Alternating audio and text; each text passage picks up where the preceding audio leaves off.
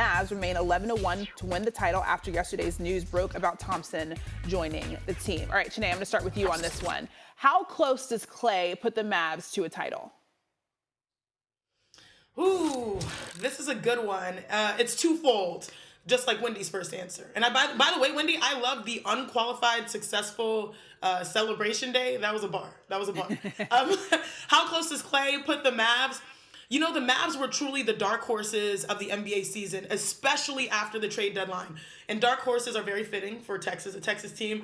Now, getting Klay Thompson is a step closer to true contention for them. And I'm talking about like big contention, getting back to the NBA Finals. Because if there were two major criticisms that the Mavs had during the NBA Finals, it would be how would the most dominant player in the NBA fare against the most dominant team? And Luka did struggle when, even though he led the postseason in points and rebounds and assists, and best, you know, if you think about it, there were countless opportunities that Luka had based off of the gravity that he possesses, that he generated for his teammates. And they got themselves in a hole. I remember the number. They shot 9 for 31 in the first 2 games of the NBA Finals. They shot 24% from 3, the worst in a series in 10 years. Now enters Klay Thompson. Now you have a guy that is one of the, if not arguably the best catch and shooters in the NBA. Klay has made the most catch and shoot threes over the last 10 seasons. So he will help plug in and fix that hole. But I think the other big criticism that the Mavs had was not just their catch and shoot off of Luka, it was also their defense. Our research team at ESPN had some wild numbers that I think set the internet on fire, talking about defensive blow-bys and historically bad defense. The Mavs, their number one priority has to be to fix that, because as much as Klay, we knew earlier in his career, he's that 3-and-D guy, things have sort of changed. So you will fix the offense, but how will the Mavs fix the defense? If they can solve those 2 points, they could be back where we just saw them a few weeks ago. Well, Klay is such a good fit in Dallas, and that's the reason he picked the Mavericks. And that's when, you know, when free agency started, that's why Nico Harrison and Jason Kidd were out here in L.A. meeting with him, because they wanted to show him what he already knew. Klay knew he was going to leave the Warriors for months. It was not a surprise to anybody there.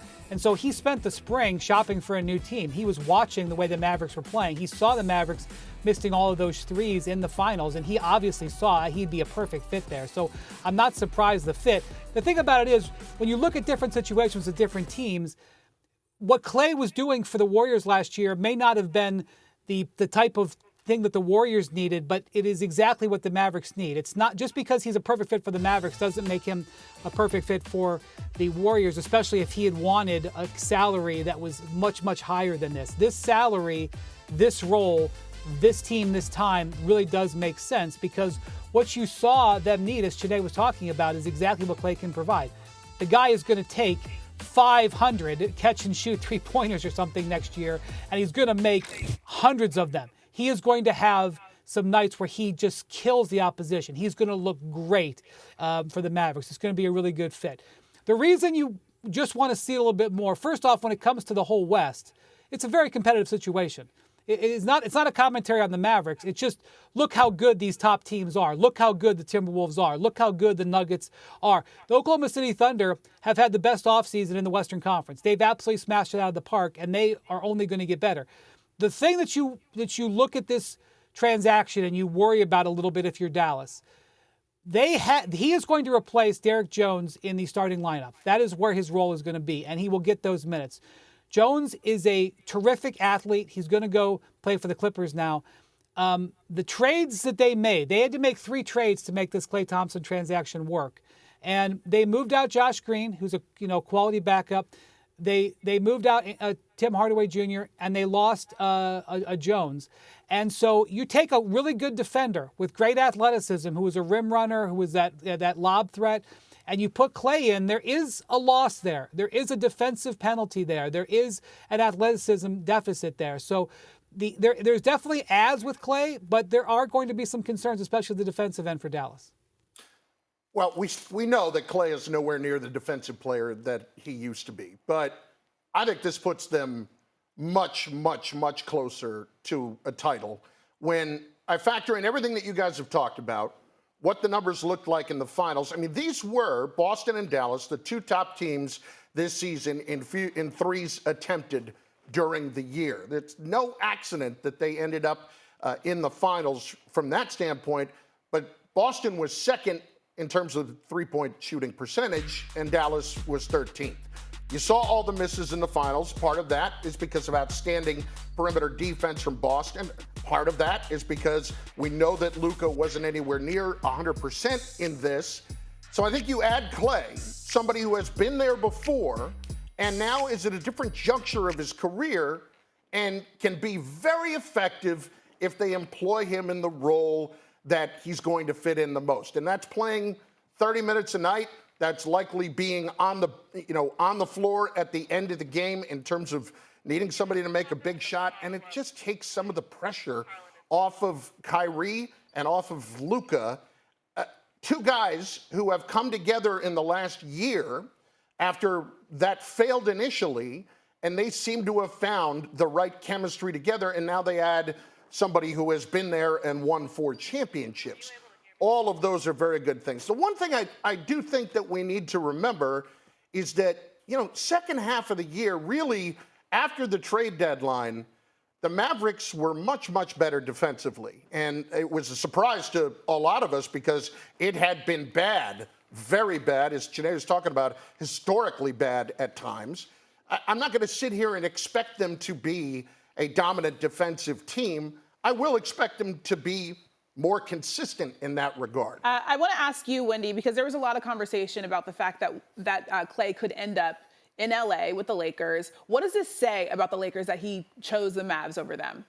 I just think that it says the Mavs are in a better spot, and that's not a controversial position. The Mavs were just in the finals, and the other thing was the Mavs were more aggressive about this. The Mavs, like I said, they made several trades to clear this situation out. The Lakers made no trades. Now, that doesn't mean that they didn't have some things on the runway that if Klay had given them the nod, they couldn't have done. Otherwise, they wouldn't have made the offer to him.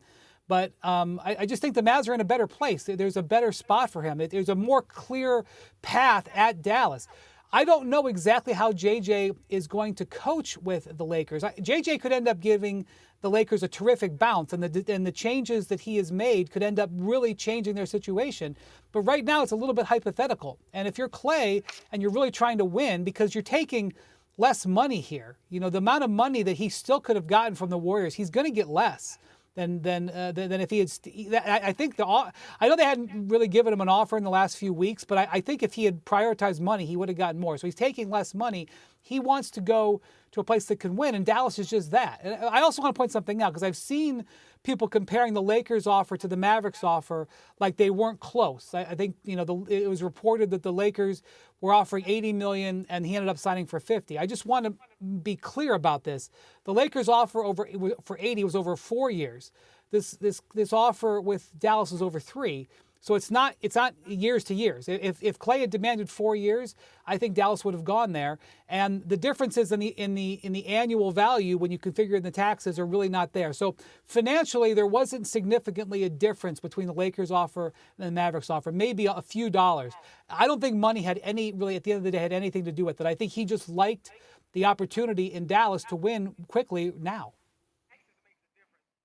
Wendy, yeah, you probably could have been a financial manager, because you got those numbers all in order. No, you still have one hired? Yes. No.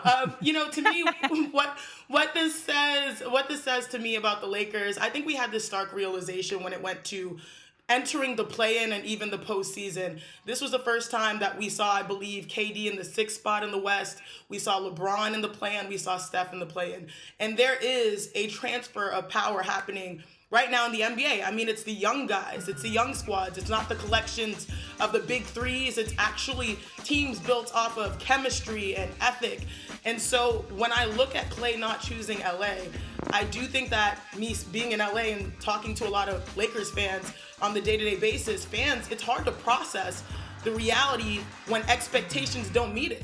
Because, I was just thinking yesterday that the Lakers franchise has been so good when it comes to the transference of power and still winning championships. From Wilt to Magic to Shaq to Kobe, and now we're in the era of LeBron. Even though LeBron is trying to transfer powers to Anthony Davis, there has still been this reality that they can still pursue championships.